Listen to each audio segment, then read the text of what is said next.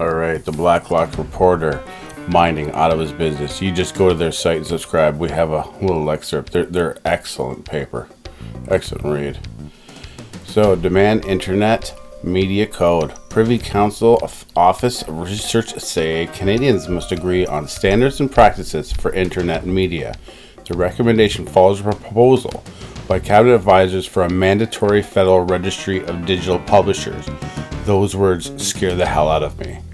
Read more at Blacklock Reporters there. It's $318 a year. Now, okay, this is really something that's going to happen now. Like the Nazis did this, commies do this. Having a federal registry of digital publishers means that anyone who does like a YouTube post nowadays could potentially be on the list if they say get 1,000 likes or something. Then they'll have to register. This is crazy. Now, here it is spoken about a few months ago, and it was put on the back burner until now. The comments. Today we have all about, everyone's talking about this freedom of speech. Well, it's this new report called Canada's Communications Future, Time to Act. Now, the head of this is this Miss Yale woman. She has an excellent resume. She's one of the cronies of the Liberals. Definitely, she knows all about the whole industry. She's an insider of the industry. Okay, there's 99 recommendations. Number 76, we recommend that the Broadcasting Act be amended to ensure that the CRTC can regulate, condition, or license, or condition of registration in-pass reporting requirements, including with respect to financial information, consumption data, and technological processes such as algorithms on all media content undertakings. That is, I can't believe, so they could just come in there and say, give us your data, and then they wanted them to share it so what the big companies can use it. Here's another one. Recommendation 77. We recommend that to strengthen the compliance regime for both licensing and registration, the Broadcasting Act amended to include provisions for administrative monetary penalties. Blah, blah, blah. So they're going to keep you in line by fining you and everything like that. They're going to be able to take your data. They're going to just ask us for our algorithm data. And that's where we get a lot of how our information's coming from. They can't, no, we will not comply to that. That's unbelievable. Next one. So again, here's 76. That the Broadcasting Act be amended to ensure the CRTC can, by regulation, condition or license, or a condition of registration, in-pass reporting requirements. Now that is huge. They want to see our financials, our consumption, who's watching our stuff, because we have a lot of algorithms that we check our stuff on, and a lot of the other companies aren't doing that. And then they just want us to hand over all of that work? No. And here's what Shira has to say about it.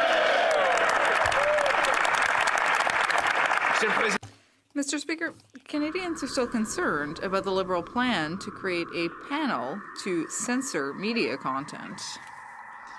Even though the Liberals are now backpedaling, the plan clearly recommends that the government have the power to penalize media that it doesn't deem trustworthy.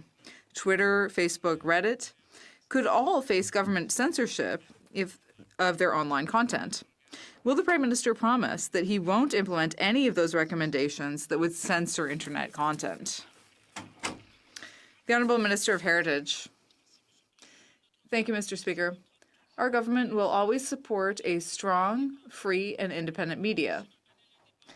This report from an independent panel specifically proposes exempting news media from licensing requirements.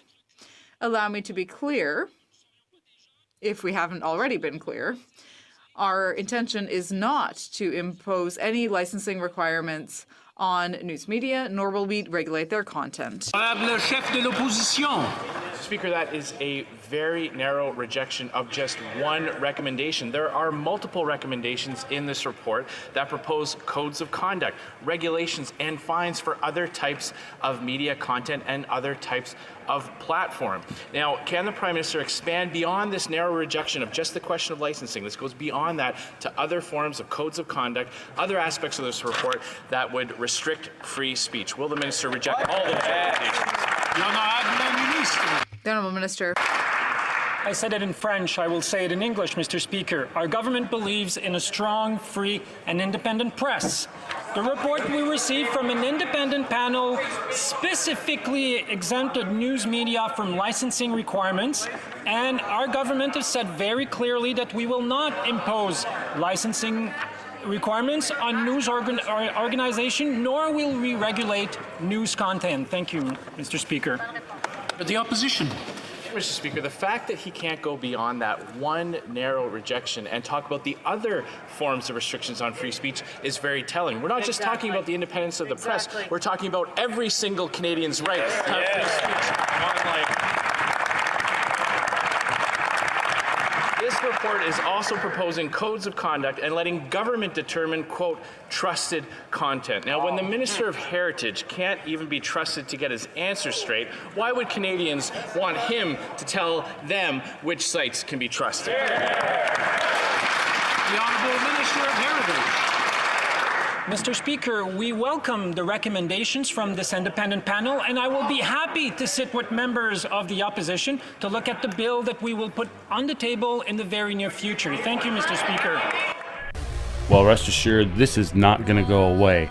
We are going to pull a full investigation on who's on this panel, because we know that this panel was, they call them an independent panel, but they were picked by the Liberals. You know, they're all Liberal cronies. We're going to do an investigation on who these people were, what exactly is in this, step by step, and we're going to do a little background on our Heritage Minister. He's got a shady past, to say the least. Maybe he had a right cause. We'll see. Again, this freedom of speech is something that needs to be, every generation comes with it at a time, and it looks like the Liberals are using communist tactics to shut down the freedom of speech because they don't like it. Companies like us are just out of the blue, and we come with no real baggage. So please leave your comments down below. Do you believe our rights are in peril with this new possible that's coming out? Like, subscribe, and comment to Safe Space Cafe. And always, have a good day.